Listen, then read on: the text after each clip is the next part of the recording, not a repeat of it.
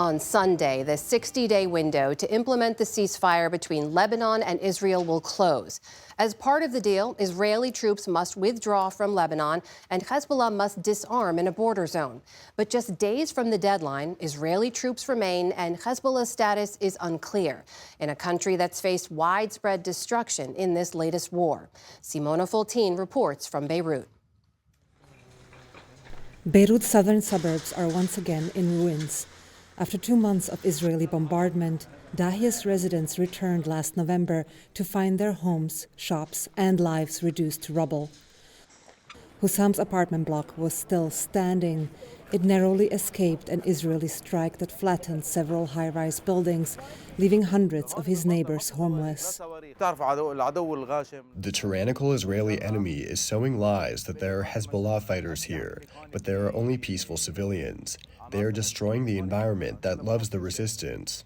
The IDF said it hit around 360, quote, terrorist structures in Dahiya before the ceasefire went into effect on November 27th. These strikes decimated Hezbollah's top echelon, but they also killed scores of civilians and wreaked havoc on civilian infrastructure, which is forbidden under international law. Dahiya is considered a Hezbollah stronghold, but it's also a sprawling suburb home to around 1 million people, many of whom support the group. There's a sense here that Israeli strikes did not just target Hezbollah's leadership and fighters, but also its Shia constituency. Experts at the American University of Beirut are calling Israel's bombardment of Dahiya an herbicide, the deliberate obliteration of urban fabric. Professor Mona Fawaz is part of a team mapping the impact. We're seeing massive destruction to civilian infrastructure. That's very clear and certainly much broader than what we saw back in 2006. During the 2006 war, Israel coined the so-called Dahiya Doctrine.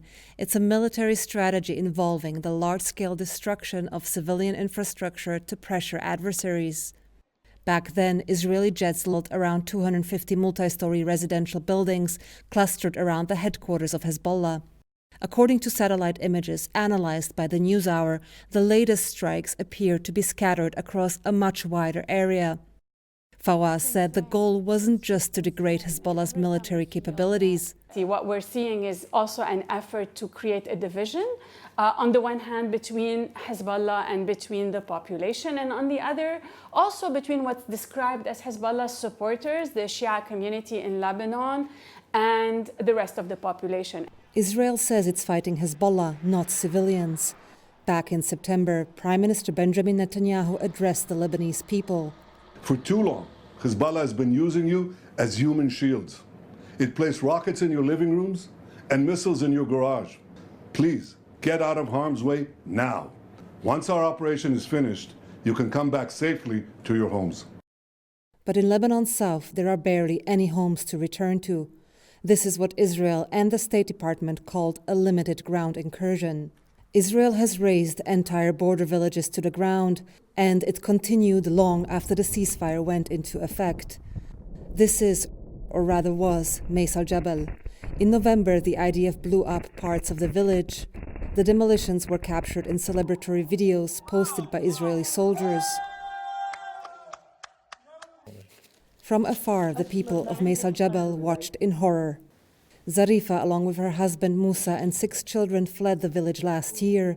Their house has been damaged, their daughters bulldozed to the ground. We were happy there. I used to love to work in my garden, but they destroyed it. What was in the house? Nothing. Just days before the deadline to withdraw, the IDF still occupies Lebanon's border towns and has forbidden residents to return. But the NewsHour has compared satellite images before and after the war to assess the level of destruction, focusing on these 3 areas. This is the neighborhood near the hospital that was detonated by the IDF in early November.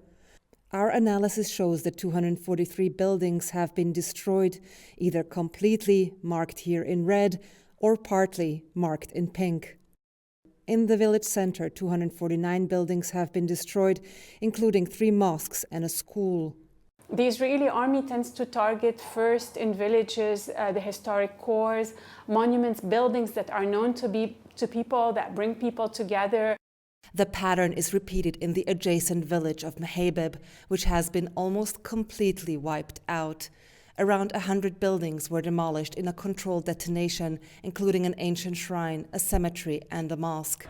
Mehabib's destruction was captured in this video.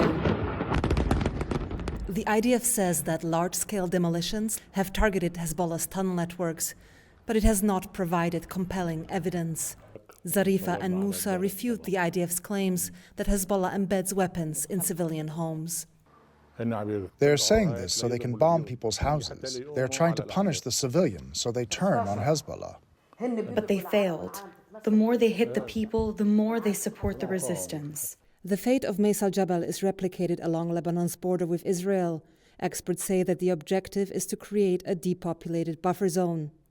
The bulldozers are actually bulldozing villages, and they are actually booby-trapping people's homes, hospitals, public infrastructures, and then they're basically broadcasting this to the world to see as a sign of their strength, their might. And sadly, this is weapons and funding that's coming from US taxpayers. With the deadline to implement the truce just days away and Hezbollah threatening to resume fighting if Israel doesn't withdraw, there's a risk of more fighting and destruction ahead. For the PBS NewsHour, I'm Simona Foltin in Beirut, Lebanon.